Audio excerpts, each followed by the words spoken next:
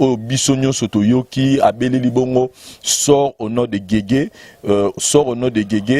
Tonito Yeba, peut-être Bissot, peut-être Yé, Soutounzambe, Azarana Komomo Boé, Bazarana Komomo Bobisoto ignorera Gégé, peut-être fait Moïse Mie, il voulait nous apprendre ces noms. Alors, Tony vraiment, tout sur la peine prophète, Eli Toutouana, Potoye, vraiment les deux détails, Wana, Senko, blocage, ils ont toujours au niveau Senko, alors que les prophètes Eli Toutouana nous avaient déjà annoncé que Maramo dialogue Senko et aussi Mbate, il y a un suspendant qui Senko, suspendant qui des dialogues Senko, suspendant qui Sango, Bazagina Makamboana. On avait pris ça comme, mais c'est comme si c'était de blague, mais tout le monde y a Makambo, nous surtout ça, il y a une émission passée, Yango, toujours vivre en ce net moment par rapport à l'évolution, mais alors, qu'est-ce qui va se passer après, parce qu'il y a blocage des alliés, dans le niveau à Senko, Makamozo Simbate, et voilà, donc on te yambi le prophète Eli Toutouana, père spirituel de la nation. Bonjour. Bonjour bien-aimé Vincent, que Dieu bénisse aussi tous les bien-aimés au Bazo Nabiso partout dans le monde. Voilà. En fait, un mot d'abord, on a tout, Bazo Talabiso, Bato, Bazan a problème, Bato, Bazan a souci, Bato, Bazan a inquiétude, Bato, Maramona Bangozo Simbate, Bato, Bazo Mitou dans la mise, est-ce qu'il y a un kaka, non, Jésus-Christ n'a pas changé. Il est le même, il y a aujourd'hui éternellement. Azaka toujours pembe bateau bazana ba problème. Musala na ende angoana. Il est le sauveur de l'humanité. À ceux qui n'aspect mon côté. Quand Jésus vient sauver, azota la aspect nyon surtout. Donc batu nyon so bazo landa biso. Boye bango que Jésus-Christ a sa solution na ba problème nyon surtout bozana yango. Donc ndé bomoniza basali pona batu. A osala pe pona bino. Donc bolande mission makamba lobeze belé pe bo perdre espoir et pas Jésus-Christ. Donc ata bozana ba problème, même à ta prémission, Borobinga Biso, Tozara Ponabino, Yesu, Abongwanite, Apesi Batubele, ba solution, à les manabinote. Yesu Apesi Batubele, ba solution, pour les problèmes, parce que, ils ont les lots, nous amenons Takela Maramio, dans Dieu, dessus de toutes choses, donc, il est Moro et les Kalaranzam, parce que c'est lui qui contrôle les temps et les circonstances. Prophète Eli Toutouana, Toyambio, une émission, la Biso, les lots, les sous, Poto Banana, on a premier de Senabiso, Yasenko. Maramutu, le bar en émission, tout ça, la dernière fois, c'est ce qui s'est passé. Tout le monde qui est Senko, blocage, Maramuzo Simbate, Batubabimi Susu, Nabalabala, pour nous retomboka, l'obito aussi, toi, assisté qui n'a pas scène belé, Nabanzela, tout ça, banini. Alors, Nzambe l'obisu nini par rapport à Makambo, parce que, comme vous avez dit que dialogue à Senko et au Simbate, et réellement, tout le monde qui Marambo, et qui n'a pas au Simbate. Et IDP, c'est comme même la position à Rubima, déjà, Libanda. Qu'est-ce que vous pouvez nous dire par rapport à Makambo? Je pense, tant que tu as les 14 de Makambo, des fois, tu as un petit blague. Tu as intérêt, moko, makas, ma belle amboka.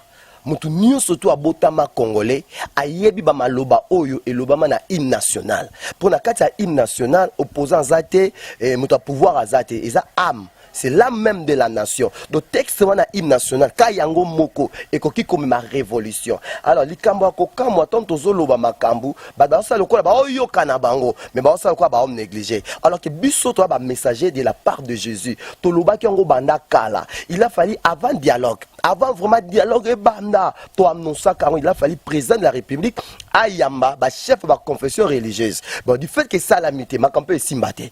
Deux, tolobi on peut le sous. Bon, mon dialogue peut banda. Pour quand tu vas prier, tu consulter Jésus. Jésus-Christ appelle ça qui signe surnaturel. Ne dialogue ko banda. Pe ayebi ça qui nga bendenge mboko ezo kende. Histoire ya mboko ezo changer d'une manière brusque et inattendue. Minduki te nini nini te. Ba tu nyonso mo ba simi minduki. Pour Congo na minduki comme le monstre. Tout le la vérité. C'est bien, c'est vrai, tu as 2 points. Mais Congo est comme la monstre, soit il y a un problème, il y a Congo sur la table. Et ça, il y a un problème à Senko, il y a Senko, et ça, moi, passe. Même Senko, il y a un lobaki, il y a un spirituel la nation congolaise. Dans 8 ans, il y a un sambe la pona mboka, un sambe la pona bato. Ce qui est sur le lobby, non, le canal lobby. Ce qui est lobby, non, lobate. Tant que le président de la République a bien acquis bango solana bango, il faut être la claire. Et ça, c'est que le président signé ordonnance. A bengi pour un dialogue où il va signer ordonnance et à Moussous. Nous avons clairement appel spirituel nation. Nous sommes tous les jours. On m'a dit que c'est notre banda. Avant de faire un dialogue, c'est notre banda. Déjà, théâtre à Moussous, banda. Nous avons dit que tout se passera dans la voix du peuple. Comme du théâtre de chez nous. Quand nous avons un monde, il y a un théâtre. Et ça, malheureusement, la théâtre. Dans la manière qu'on explique, à un moment donné, Bobo y dialogue. Bobo y dialogue au Salama, Moutoyo dirigé Kotambu sa dialogue. À Outa Musika, Eden Kojo, mais à Soukananzela. Tant à Soukananzela, moi, je solution Zouama. Mais après, Bassango, Bozwa relève. Tant Bassango, Bozwa relève, Bassango, Bozwa Loko Abakoti. Or, tant que Nanoba qui en bien, il fallait pas Lukanga. Président de la République, Ako Benga Bassango. Parce que intention président de la République, Ako Tuna Bango. Nasala nini parce que bangonné pour président Aïssa alors tout na bango asala nini tant le président de la République a consulté mon toi à spirituel à religieux premièrement a la directive Yanzambe pour directive Yanzambe est au-dessus à volonté à peuple donc nous comprenons par là même avec liboso ya présent bazana likambo lobate ni conseil ni directive ni prophétie ni oracle parce que tout ça qui liboso le 19 décembre. Même président, il y a bon mandat langé sili. C'est que à tout ni évêque Bolobini nin. Alors lui il a confiance aux évêques. Il avait confiance aux évêques. Donc que jamais quoi empêcher toi dans la confiance et pas évêque. Même peuple paix na loba qui ont une émission.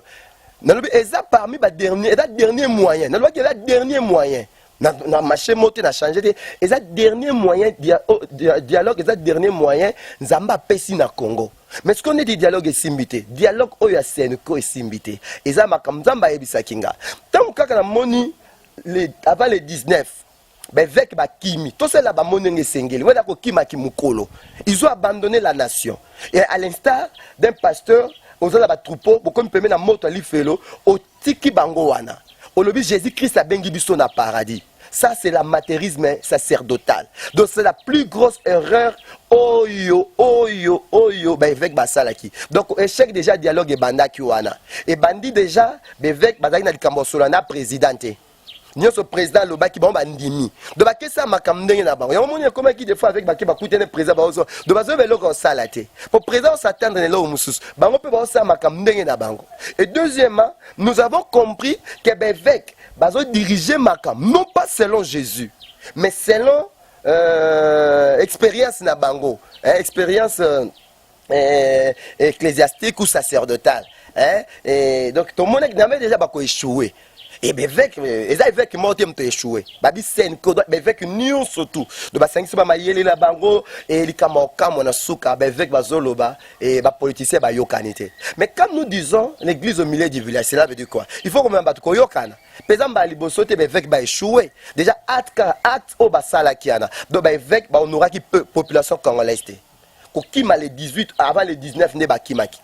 Donc ba avec ba kimi ba tiki mboka bongo. Parce que entre nous ni le président de la République, ni un chef d'armée, ni le président de la République, à ta chef monté à l'armée, ni à la police, aucun leader politique n'a eu le courage. Il y a un télé avant le 19 décembre, il sur la population. Moutoumoti.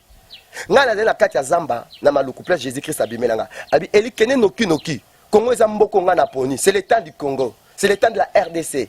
Congo est comme un pays le plus riche d'Afrique. Makambo na zolo bango bandakala. Il y a un moment déjà, et l'autre avec Basali, les gens avec foi. Bah, hôtel pour avec Balate, peut-être dans un atami, on m'y paie ça en Likambango. Deux, avec Sambela Mingi, on m'y paie ça dialogue et Simba. Bah, un jour là qui s'est échec avec, et l'ingui kolba, n'anzambe pas yo qui va prier na bangote. N'anzambe pas yo qui va prier. Pour son zamba, on va prier na bango. Ben, n'a pas même mité, ma surtout kokoma bomoko. Donc, les évêques sont incapables, nos évêques de la Sénéco sont incapables, il y a comme même adversaire mi balé koyokana. Ils sont incapables de jouer le rôle d'arbitrage. Les évêques n'ont pas la volonté de Dieu. De l'autre côté, ça qui passe, nous, le 18, dans les cas qui na RTNC. Ngai na zui relève bon na niki na RTNC ba tunga olobi kasini ni pona mboka. Na bi ata ba poni bisoté. Pour évêque ba ça qui déjà mabé. La Sénéco n'est pas une institution. C'est une institution té. Ils ont dirigé l'église catholique. Donc, il y a des qui déjà bongo. Net nga tu es aussi ma camto ça manga na katité. Pour naïe bien banetis que ils sont dans l'haïti. Mais ba congolais même au bazali banda même na kat. Nous avons tel théâtre de chez nous. Donc dengue avec na ba policier ba yokani pour ba échouer ensemble. Parce que to boyi peuple congolais lobi ba kenan ata ba conflit na kamé ba avec ba boya. Nous avons quitté les 19 et l'eau monté.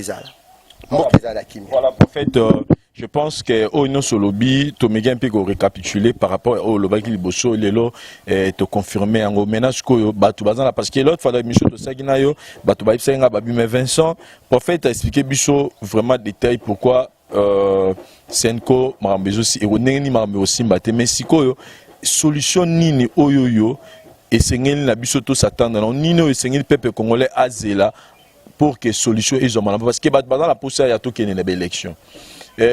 Pendant toute une élection, n'engé Senko échoué. Nini sikoyo peuple congolais ko s'attendre. Un message nini aux alentours de la part de Dieu pour que mboka na biso lobby ba élection et salama d'une manière apaisée. OK. Et loko liboso sengito loba. Quand le départ est mauvais, la suite sera mauvaise. Non, bango nyonso tunde bazawana. Kobanda na président de la République tina suka. Mutu moko te aza prêt pour l'élection présidentielle. Mutu moko te nazo répéter ngomba lebele. Personne n'est prêt. Mais là quelle est la voie de la solution maintenant pour le Congo? Au moni dossier Congo des arbres, ça élection te. Congo comme le la monstre moko na mitu ebele. Tozo Congo to ken tozo na problème, problème à moi ensem. Au moni que ba dozo mona ngo meti blague, mais c'était un problème pour na Congo. Ozo mona et ça problème. Et ça problème. Pourquoi on a indexé les chefs religieux? Que les chefs religieux n'engagent pas zaliwana. Donc, qui peut qu'on tombe donc, gouvernement congolais est allé rapport na ba confession religieuse. Toutes ces choses-là, ça joue aussi. Nathan au Congo, ils ont besoin d'un problème, il y a une solution. Ils ont besoin d'un problème. Pour Congo, il y a un problème grave. Que les nation est belé. Parce qu'on a une multitude, il y a un problème. Congolais, mon côté, à résoudre. Kaka Jésus-Christ de Nazareth. Pourquoi? Dimension makambo komeli et comme il touché ce comité mandé ya batu. Toké, ouais le premier problème, ya mon ensem, ne to ba kaza député à chef spirituel. Bon makambo ça me biso to kolba mingité. Mais to ici ka batu chef spirituel aza na droit à réclamer makambo c'est pas dans Nzambe, soit aza député faut réclamer on ani na parlement, ceux qui aza citoyen au ba lésé, il faut qu'il y ait un tribunal. Ok? Alors, total, il y a moyen de surtout, moyen de ça, la pour réclamer le droit à biso. Ça, voilà le point de vue que j'avais à émettre pour les Cambouana. Deuxièmement, tout dans la loi, il y a Papa Tshisekedi. Papa Tshisekedi a couf. C'est comme si la nation, ça, la liberté, la population, va au Canada. Et c'est un problème. C'est un problème pour la nation. Et dans le mythe, mais là. C'est un problème. Troisième problème, qui va diriger les rassemblements? Au monde qui est rassemblement Kabouani, Naloba qui en déjà. Au monde a minute dans ce théâtre Moussouezo Banda. Deuxième partie. Excusez-moi, na fungola déjà. Deuxième partie à théâtre Zanin. Batu bali baba na ko senga na baniongo, batu bali baba na ko fundana. Opposition ezate. Bango nyo surtout ndongo moni wana. Grande partie opposition, bazo kendisko na justice. Mutozo kene ko funda bango azate. Il y a une autre fois la voix du peuple, on dit batu mingi ozomona badana makama dialogue ba ozalate. Tito comme le 31 décembre. Mingi ba ozalate. Mingi ba ozana sama bele, mingi ba ozana boloko. Mingi ba ozalate ba ozana traitement ba ozana ko landa kiné. Pour ba ozana ko ba chaise roulante ba beki.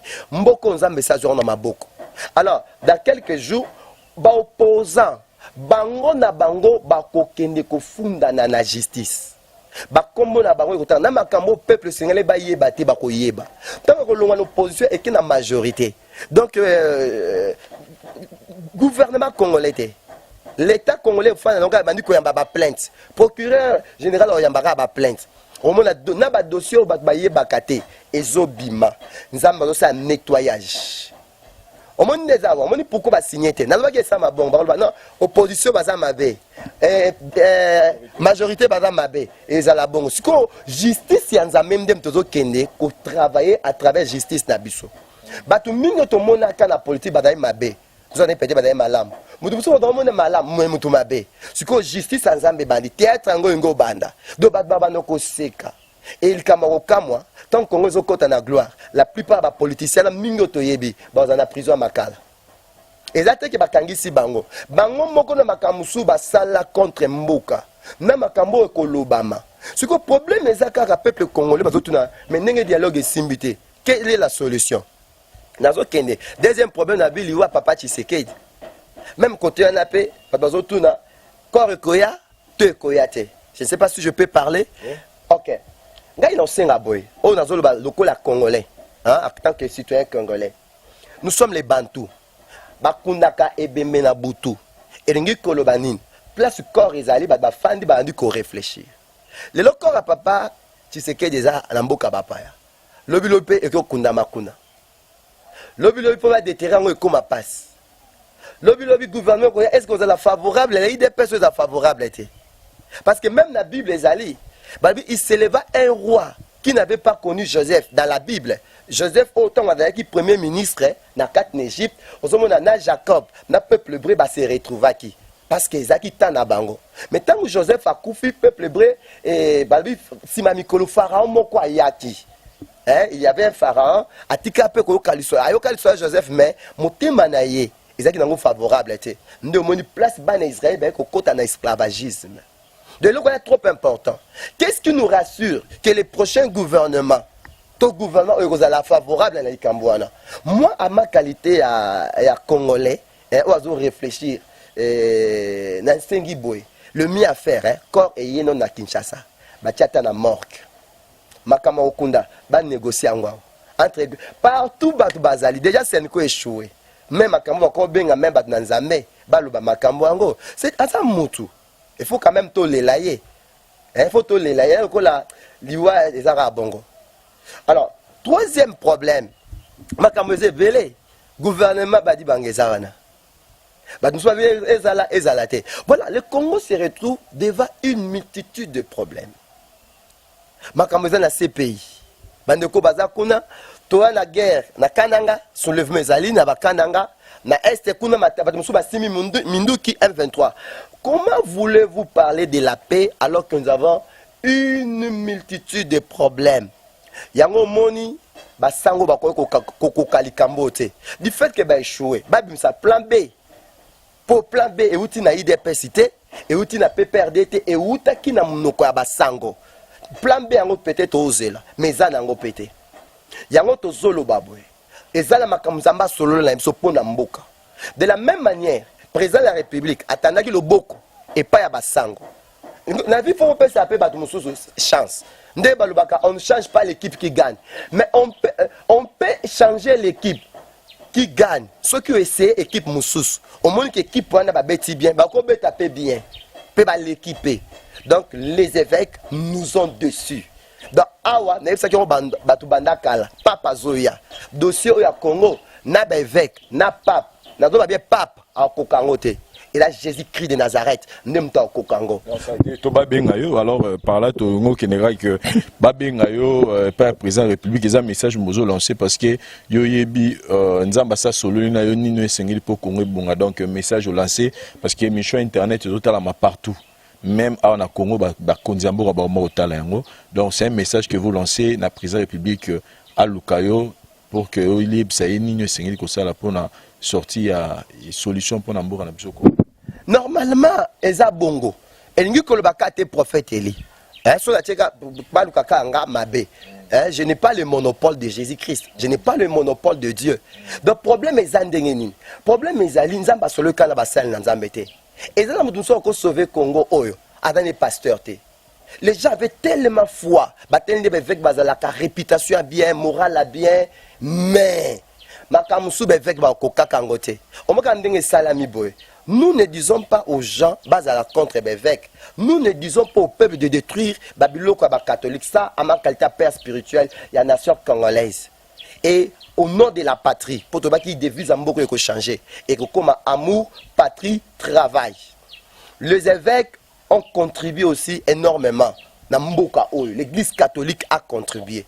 Et l'Église colobate pour l'évêque échouer. Pour échouer, tout le monde clair.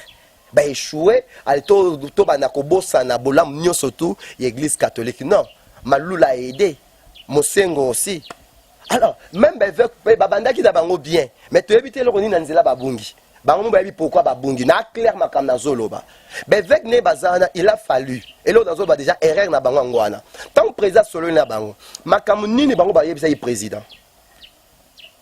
Voilà. Deuxièmement, bango moko l'évêque. Est-ce que vous se rappelez notre discours et en vertu makamba lobaki? J'ai mis devant vous la vie ou la mort. Et c'est les politiciens. Les évêques n'ont pas réussi à convaincre les politiciens. Et donc, même le président de la République, azana besoin ayoka bato ba okumisete azana besoin ka bato te ba que nzamba zana yo te azana besoin ayoka o nzamba lobi so asali yango wana Congo ekota na kati ya gloire yo kanisi vraiment makambo ezoleka na Congo nzamba lobi te nzamba zoloba nisi aloba pas zo kondio koloba alobelanga nazana makambo koloba pona Congo na bandi ko annoncer ba oracle lelo te no annoncer ba oracle belé pona mboka na biso ezokokisama mais babiloko musu photo bomba yango to koloba yango po eza Congo ezokende kokoma pays les plus riches ya Afrique ozomona alors babiloko to sait déjà pona mboka to sengi na président de la République to sengi na ba conscience po eza na bato mususu mutu musu na posa sunga mboka mais du fait que makambo koloba peut-être bato ba sepela yango te ba moni ko ennemi ya mboka ay bako bundisa ye bako kanga peye bako kipe ko bomba ye. Oh, maintenant, histoire à Congo de changer. Le président de la République, n'enga yokaki bevek. Si ko aza appelle la courage wana. To bevek bata na courage wana. À part discours ba sali, ba que le président to échoué. Voilà. Mais ba ça fait peuple to échoué. Ba lo la biso te ke bango ba yokani te ngo biso to sukoli maboko. Po ba bandango kala. Voilà. Prophète Eli, je pense que pour notre dossier wana Karané autour le bas pour notre prophète Eli président de la République n'a considéré qu'il va considéré qu'il va évêque il faut qu'il va échouer et il est aussi grand terre au consulter puis bah ça il y a un mususu parce que mutusu pas recevoir Congo rosana épée peut-être évêque qui était au pasteur tout archibishop tout au prophète était mais rosara simple mutu mais koyoka pe goko sala changement mboka. Moi je pense aussi c'est une idée qui m'était venue à biso. Je me suis dit ah pourquoi pas ba rosa pe ga mais mon ndilo mo teka ke mutu tout congolais tout a mega pe ko ma idée na ye sur rosa nene puis on va regrouper ba tout ba luka ba tanga ta ba idée ba tout peut-être ça peut aussi aider les gens parce que le souci à congolais à rakimi à la prophète to y a deuxième dossier na biso dossier il y a occultisme dans l'église. Prophète Eli tant kala to yebi que monde et occultisme, comme le nom l'indique, occultisme. Quand on dit occulte, c'est quelque chose qui est caché. C'est pas quelque chose qui est à découvert à tout le monde. Mais les lots, ni naissance ignorer que le lot occultisme, ils allons se le rebombater. Même là, comme on a respecté, chuter. D'autres moments, on a banderole, il y a secte, il y a science occulte, et belé, nambo, cannabis, awa, les lots, comme on peut moutazan, occultisme, et vous le dit clairement comme ça, Kazayango. Et à tel point que le lot tellement battu premièrement le royaume et la justice de Dieu plus succès plus réussite mituka denamoni amer ezara ya prophète plus mapangu plus kozala célèbre et bazomona on dirait koluka royaume et justice de Dieu comme moi mzela mulai il se tourne vers l'occultisme na kati église de l'occultisme ekoti makasi. Premièrement, réaction au prophète Eli par rapport à pour on a soulevé au le banyavato évoluer dans sujet nabiso. Bon, vous savez, Tolobi, le Congo est un pays laïque, donc il y a la liberté des religions. Mais mon occultisme, dès que Tolobi en Ghana s'appellera d'abord, n'zama pas mon félicitations. Vous savez ça, Kabi, on a l'émission dans Moutouayebi. Alors poser peu de questions pour aux autres sentir que Moutouazo qu'on réfléchir. Donc vraiment félicitations. Alors.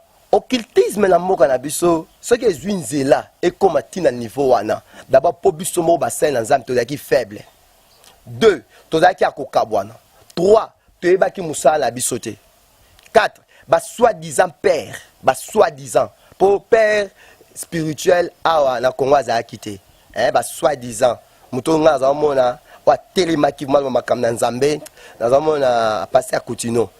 Pour Jésus, dans la église, Jésus est à ma communion surtout.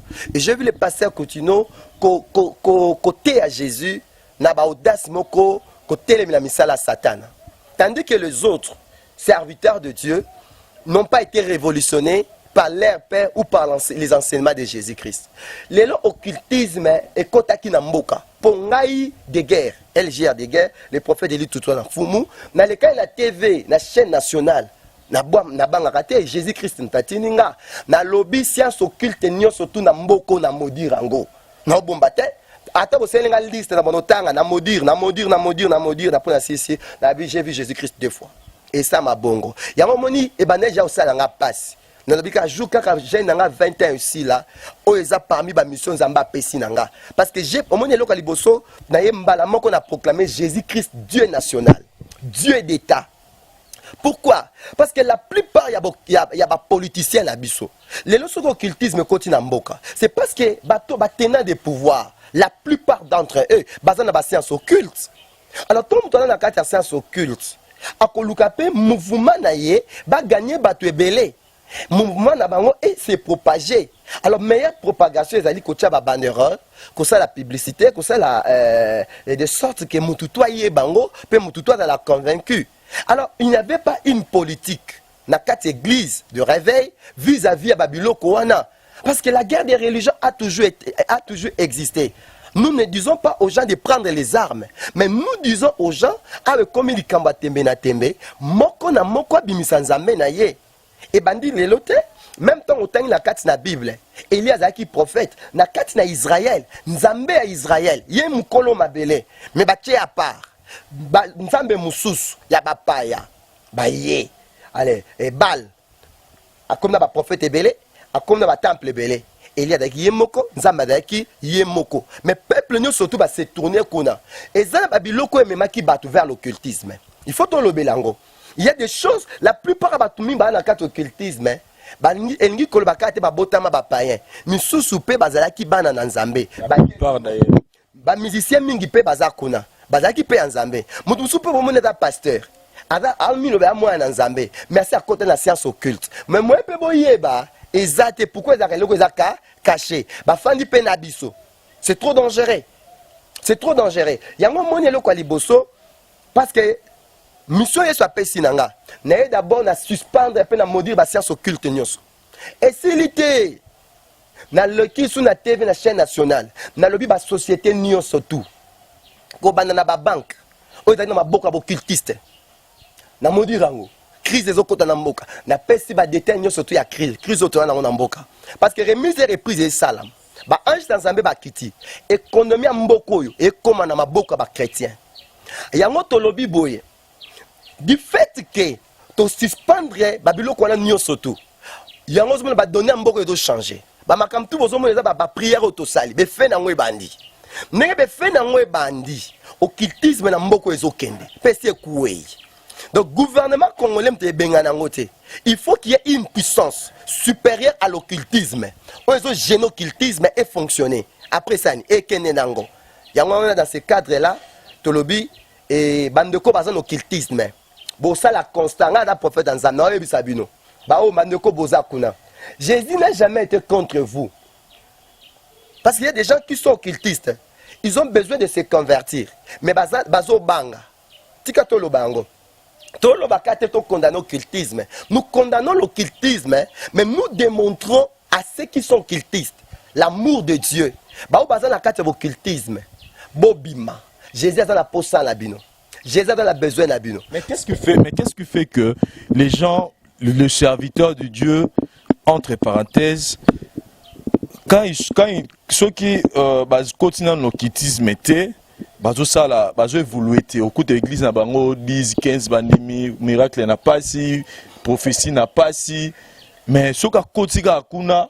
Parce que les gens sont attirés par rapport à ça. C'est-à-dire, si vous avez moi 3, 5 bandimi, mais si vous avez un occultisme, miracle bandi, prophétie bandi, bazo bota, bazo misa banyoka na ba sexe, on senti pena que l'église pena et bandi go vivre bandi, mais baromo yebele. Donc c'est comme si que on dirait l'occultisme, on peut bonzambe pe ça na okuna na carte parce que les autres déjà disent que même caméra toujours celle les lots, même micro, même montre toute télévision et utika ba téléphone le lot toujours ça que mutazana na Kinshasa, ozomona mutazana na États-Unis à partir de mobile bino surtout et utika à partir de l'occultisme. Donc c'est comme si peut que bino boko sara bino ba bandimi na bino que occultisme mais alors que ceux boké kun ba tout ceux ba qui kun ba découvrir que épanouissement vie za makasi. Donc c'est comme si l'occultisme on peut na deux parties on dirait blanche eza noir eza côté malamu eza côté mabeza bino bozo kendisko côté malamu le bozo so ba miracle bolingi te bandimi ba yeba vérité donc partie blanche ya occultisme euro sapé que bango peut pas comme le rôle bino quelque part c'est comme si OK Bible zolo baboy telle voix la proverbe telle voix paraît droite à un homme mais son ici mène à la mort. Et au moment de l'occultisme, ils ont le coup là, bâtir le moutou babilo on soit malam. Au moment où sokoye, on doit succès, on doit gloire, on doit bonheur, bah relaxon ni surtout. Satan bandit les lotés, abanda qui ont même pas Jésus-Christ de Nazareth. Quand Jésus finissait son jeûne de 40 jours, Lucifer s'était présenté à lobby et a présenté le royaume nios mokil, a présenté gloire nios. A dit c'est ce qu'on fouka melinga, n'a pas sur royaume. Jésus fouka mela qui était. Il y a des gens à cause de la gloire, à cause de la capacité, à cause de l'occultisme. Tant qu'il y a des surtout, mais mieux vaut la fin d'une chose que son commencement. Et banzele cause à malin mais souka nango liwa. Batu mingo bakena l'occultisme. To ba obake déjà. Boy ba ke boza batu aliboso te. Ba koko peso gloire ya mokili. Et loko aliboso, Bible zo ba tous ceux qui ont péché sont privés de la gloire de Dieu. Donc mutu toi kena ba science occulte. E ba ke souka na ye ezali li felo. Soki abongwami te. Ataba que sert-il à un homme de gagner tout le monde et à la fin de perdre son âme? Problème exact pas péché aux richesses, mais âme na yo. Âme na yo. Mieux vaut que na pauvre na kota lola. Mieux vaut que na dans la riche na zanga lola. Mais na lobi eza bienté. Mieux vaut dans la riche au kota lola. OK, to kangi parenthèse wana. Et yo mi balé. Bande ko bazo ke no occultisme. Ozomo la ba réussir. C'est une science qui a besoin de sang. Et ça pas science, parce que c'est la makila. Yo zomo na muta bongi, mais bazo c'est la makila. Makila nyo surtout c'est la vengeance. Ya moni na zo lo bato nyo so dans la science occulte. To bo envier bangote. Ming bazana na bazanga na kimiate. Okomo na zana mutuka. Okomo na zana bato ebele, mais bazana na kimiate. Souka na bango kaka. Bible zo les résultats font cesser la contestation. La fin d'une chose justifie les moyens. Soukande kaka. Alors, pourquoi tozolinga? Non, lobby, c'est vrai. Pourquoi bazo qui n'a pas science occulte? Et ça peut faut typer à pasteur, faut typer à l'église.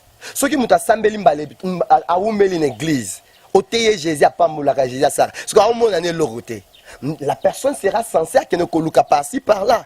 Encore qu'elle n'est pas pasteur mokoboé. Entre guillemets, bon mon pasteur, entre guillemets plutôt, bon mon pasteur, mais c'est un occultiste. Monde d'occultiste, et ça monde déjà caché. Basé belé baza cannabiso. Misu baba sportif, misu baba musicien, misu baba pasteur, misu baba politicien. Les occultistes ne regroupent pas seulement les politiciens. Il y a aussi des pasteurs, il y a aussi des magiciens. Il y a même des et ça bata lolenge nyo surtout. Moko na moko ebe loko nini me mène occultisme. Mais ba ponami ba obima ba kozonga.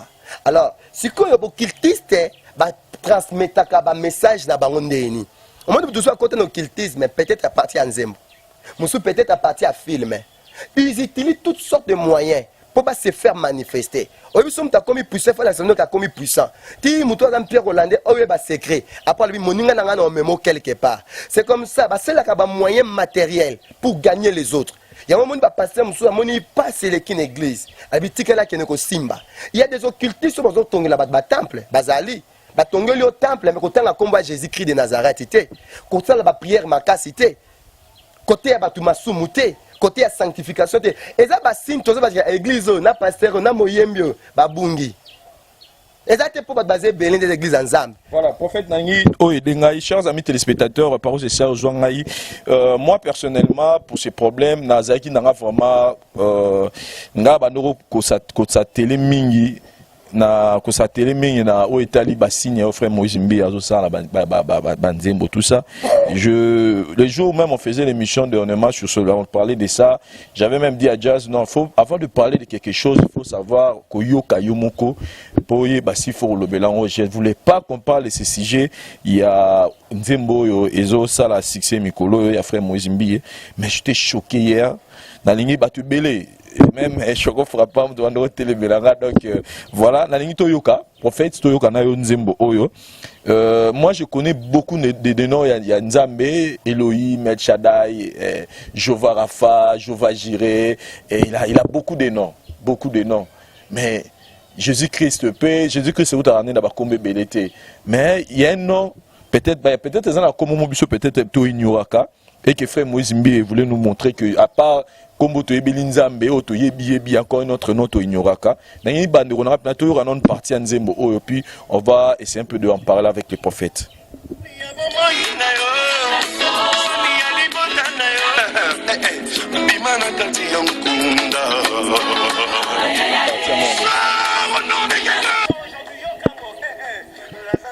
Évitez ceux qui n'ont pas de la partie en haut.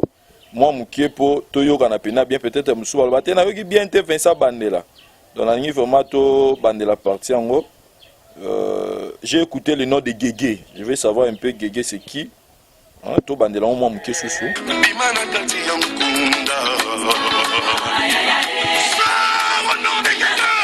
Voilà.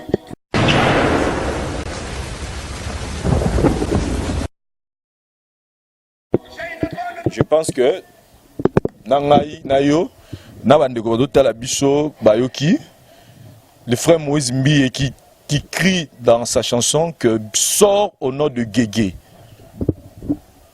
Prophète Élie. À part tous les noms que moi, Vincent Chuluis, je connais, des dieux, Elohim, El Shaddai, El Rafa, Jehovah Jireh, Jehovah Shalom, beaucoup de noms que je connais. À part comme Jésus-Christ, Jésus-Christ, Tobenga Yesu Messi, Analingala. Les deux êtres là,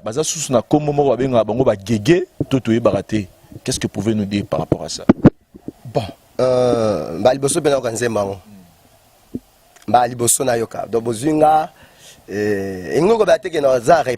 je suis père spirituel de la nation. C'est dans ma nation que cette chose se passe. Et pendant que nous sommes vivants, il y a le coup là, sentence entre guillemets, on doit faire notre travail. Au moins, il y a un message subliminal. Au moins que dans la yoki ango susu, na yoki ango, oyebi na mboka na biso. Pasteur prophète Nakatso Mouké, quand vous parlez de message subliminal, ouais les monde on a bah subliminal voilà moi j'ai quoi? Message mouré les kamuta ko tchango kate, mais ils ont côté à niveau ya subconscient mutu. Voilà, ya on a vu yoza maele mingi. Yimbi sapo, o mona ngala na limbu na lingala. Ozomona, pour Moutoyo Kinzembo, oyebi, et lors d'abord, un a s'épelé premièrement, excusez-moi, et lors on a s'épelé nango, esprit critique au Congolais comme nango, esprit à discernement. Peuple congolais doit comprendre. Autrefois, on consommait à l'aveuglette. Nzembo bimi, poezanani, badbayembi, oh, kinga yazo terre. Au moins même les loups, comme même, yoko condimate que peuple congolais va côté mina sango. L'église catholique a peur de crédibilité. Donc, devant nous tous, même Bissonnier surtout, nous avons devant nous un peuple mature. Donc 80% des Congolais, comme ils les locaux, nous surtout, à malin demi. Soyez le bien d'accord, ça m'a dit le sous-souté. Il y a un moment comme ils là, attends même, attends, au moment où on a s'appelé un site, on a un site, vérité. Parce que vous savez que la vie est battue, elle est à la bino. De fois pour présenter à Babylone, on peut s'engager n'a pas preuve nango.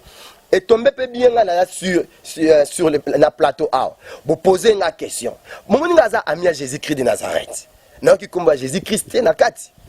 Na bi pe kombo anate. Kombo nangai na sala génie en herbe.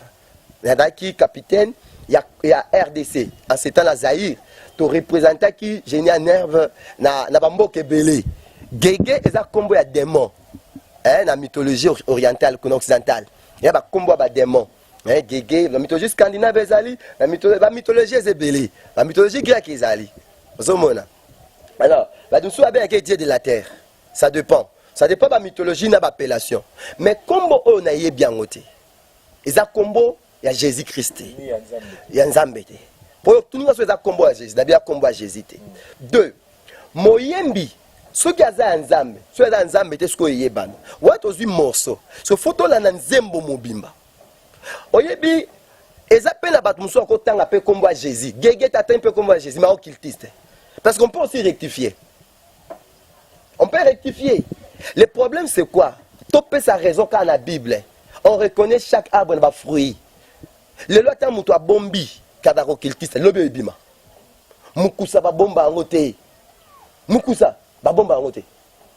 Mukusa to sandeni o kwanza kake ko bimaka muto occultiste. Nakatso le bâté prophète.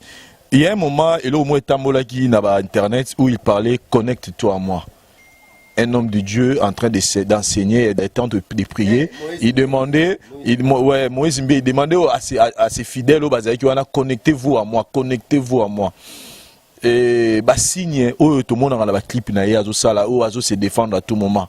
Toutes ces choses-là, qu'est-ce que vous pouvez dire? Comme même Koban au Bengi Moussali Nzambe. Donc Koban au Bengi Moussali Nzambe. Nous le bio reconnaît l'arbre par ses fruits. Donc fruits na comme Koban qui ça benga comment là. Na jugé été mais na hôtel arabe fait. Na lingina lo baboy. J'ai du respect envers le papa de Moïse Mbiye, apôtre Emmanuel, et envers l'église Bethel. Place collègue nanga ba 15 ans va diriger l'église de Réveil Baouti. Dans le respect ma casse l'église Bethel. Dans mon pays, dans l'andi ba prédication à Moïse Mbiye, na TV, na radio, na yo ki azote ya. Sikoyo na internet, na ki connecte-toi à moi. Na ki gege. Le mieux à faire. Awa, soit yemo kwa tike le kai makambo salama, ça je dois parler. Soit à y habiter. Ce qui a évité que Likambo est l'équipe, c'est que dans sa vie, il y a une négligence. Prophète. Au côté dans studio, au lobby, au nom de Guégué, au lobby goyébité. Non. Je pense pas que le prophète, pasteur Moïse a mis la massanga pour le bagazagi n'a coûté jour, on a mis la massanga tata Moussala. Malembe. Ngana y a qu'au défendre le combat Jésus-Christ de Nazareth. N'allera jamais qu'au défendre, n'allera défendre à Jésus, n'a pas pasteur à Jésus. Ce que son amour Likambo qui a bien défendu l'oba. Oh, déjà que mon ordonnance moko yesu abtininga nazo ko annoncer kala mingité na mboka na biso ya message qui a été passé batonio so bayebi yango ba orchestre yemba que Didi Kinouane le sauveur de l'humanité. Qui sont ces pasteurs là au ba télémaki ba réfuter message wana personne ngana telemi il faut banzembo na nyonso tout do bato ba yemba ki yango il faut ba démentir yango to ba dédire parce que nous sommes vivants na stan na biso. Nous prêchons que Jésus-Christ est le sauveur de l'humanité. Alors, les musiciens, ils sont aussi les leaders des foules. Ils drainent des foules derrière eux. Petit message. Didi Kinouane est le sauveur de l'humanité. Bisso, c'est vrai. Nous connaissons les faits. Peut-être il avait l'argent, il aidait les autres. Mais si on bateau, il y a 20 ans après Bisso, 30 ans après Bisso, il va expliquer. Mais il y a un ticala. Il y a un grand calais. Banzembo no kwa baso rozo ya papier tabulé na yiki bato ba benga pe so po ba koma kiango na nina profiter la répondre prophète il va dire mukili oh zema mokilité na mais les longs zema mo mukili to mo préférer la biso ke banzembo baso au nom de Guégué bon bona balanga wera na jibe mpia na bo ba yemba ka bolingo chéri je t'aime ngena yoka mutori melanza me na sa che Guégué ka chéri je t'aime te ba yemba nyo surtout mais kuna ndi ba lekisi yango dose wape to lobela bango parce que moni tozo linga ko mieux vaut la sona yo na yeba ke Koffi Olomide oyemela mwasi na oyoka ke na yoka muto na ina do supposons que mutenga sambela parce que nzembo je vous dis que c'est aimé par tout le monde mutenga sambela bi na tienze na sambela nzambela na kata nzembo wana on cite des noms qui n'a rien à voir avec l'éternel du Tout-Puissant. Déjà ce qui est le quoi netinga na censure na biso ya makam na nzambo elekate et lekate ya on a lobi okatenga maloba yemoko Moïse Mbiye avant nzembo ebima ayoka to ayoka été soko ayoka ki il fallait rectifier encore. Donc le mieux à faire, moi je pense à l'écart le plus vite possible pour l'intérêt du royaume de Jésus-Christ de Nazareth. À l'écart, et ça t'est arrangé. Ce qui est arrangé, tu vas faire que pour ça libouer. Toi, non, dans la vie, nous devons être conséquents. Avant l'excès local, on est sûr que les locaux isolés. Même tes missions dans le salle. Au moins que nous avons combat battu. Nous avons été. Pour qu'on ait été. Il y a un ici passé un billet boy. Yoka. À l'équipe, à moi.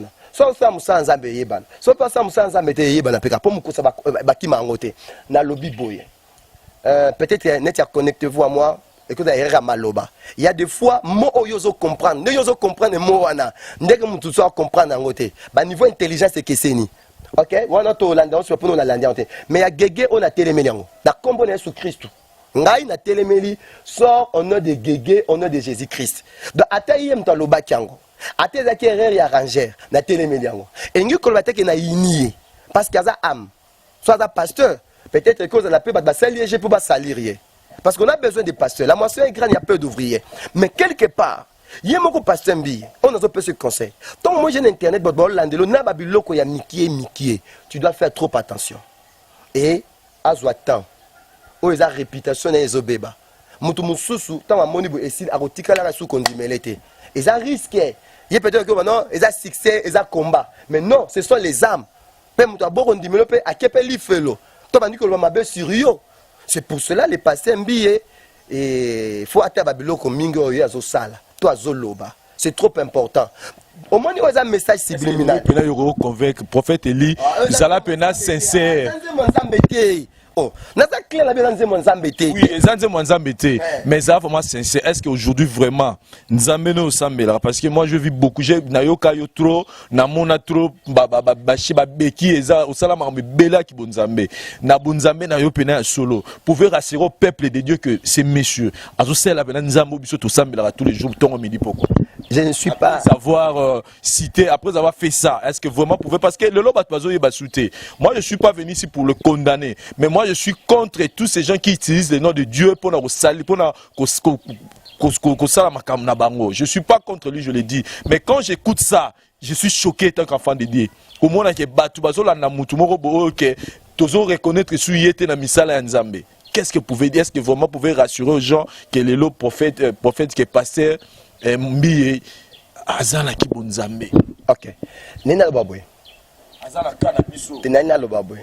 Le jugement n'a pas encore commencé. Même hier sous batuna qui est question. Babi nzete moko mutu moko aloni vrai, mutu moko aloni blé.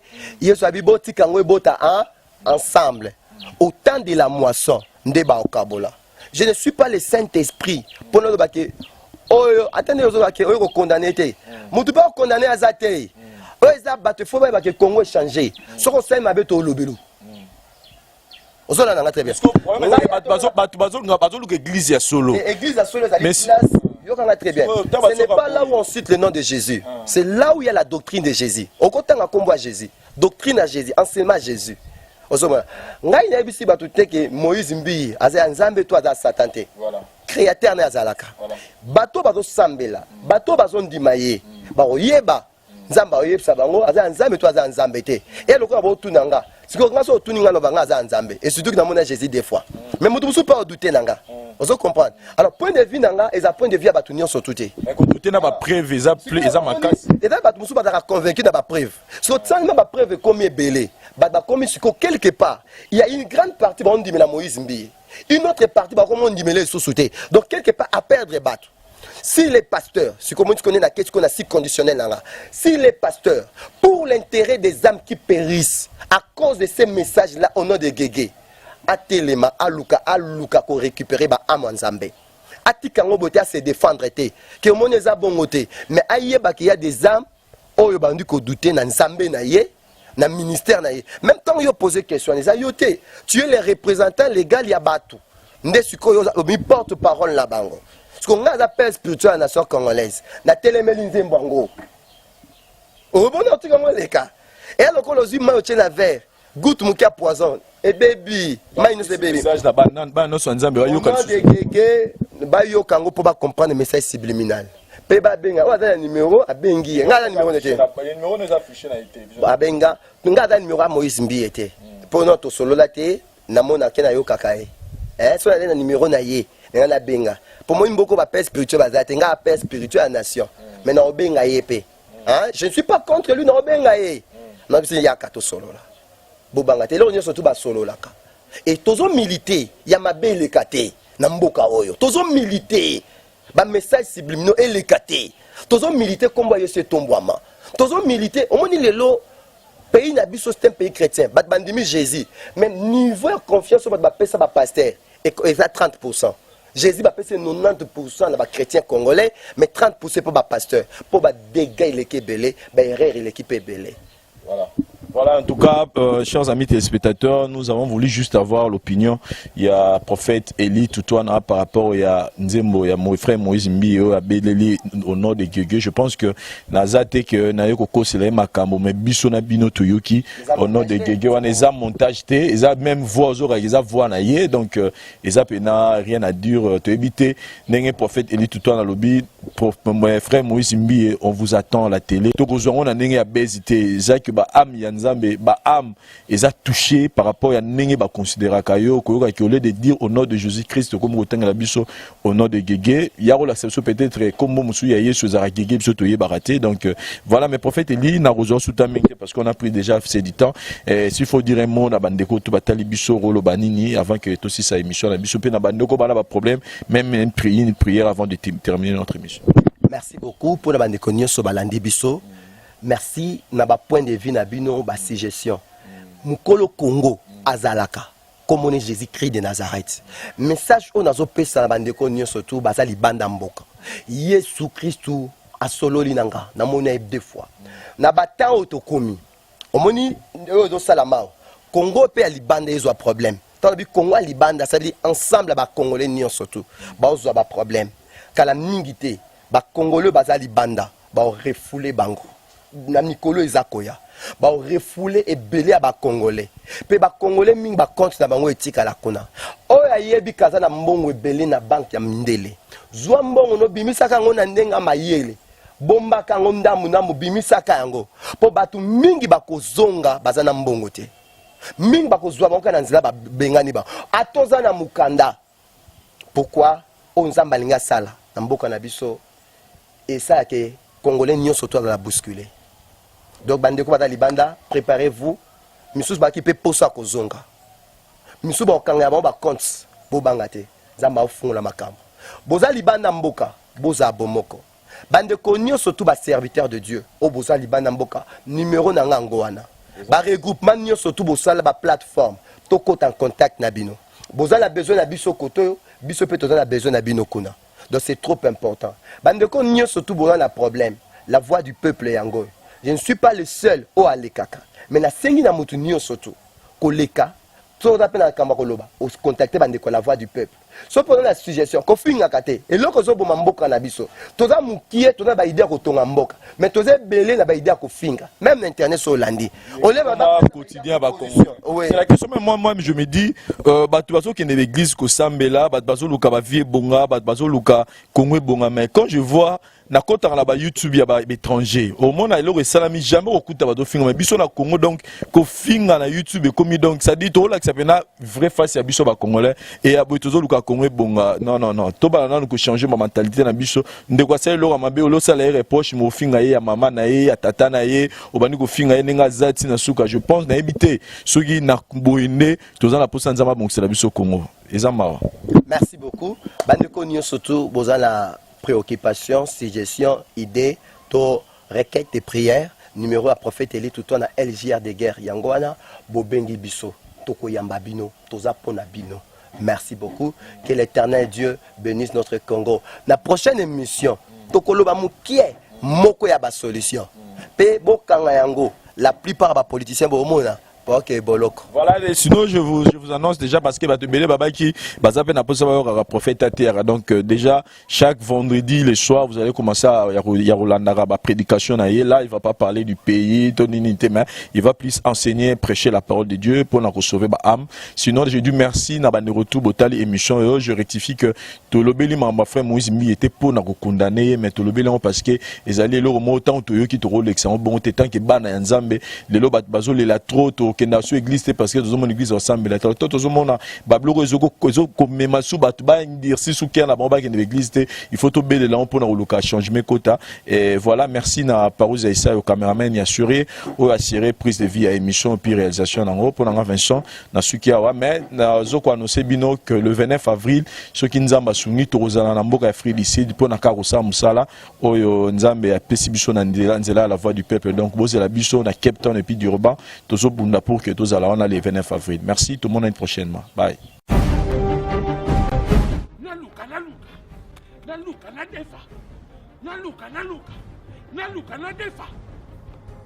Ndeko ataku tu bange boyo pona mitif pona mayuya me adasha kupesa bino si ndeko na bino me ndeko na bino Uto komi na période hiver, malile lekie, ya adage, chauffage nanga ekufi, adage crédit. nyongo na yo ya mapa odefana kisasa na bamama tongo oyo asani ya mapa kaki yaka na Dage Credit okufuta o nyongo ya bangulu yaka na Dage Credit ezali wala mpona osisa baposa na bino soki oyo ezozanga bino na banke yaka na Dage ekosatisfaire yo numero na biso mpona kontakte biso yango oyo na se tozala biso mpe mosika te tala botala biso kaka awa kaka bongo bino bomesana kaka bino bapara bolataka baviviane bongo biso bana bakado ya noel eza te kambi bokoyeba biso ebandeli 300 absima mikolo 1000 après okei million après okei billion après billion milliard soko oye na Dage Credit après 10 minutes ocheke banke na yo ozimbongo. Okay, when the bank say no, a Dash say yes.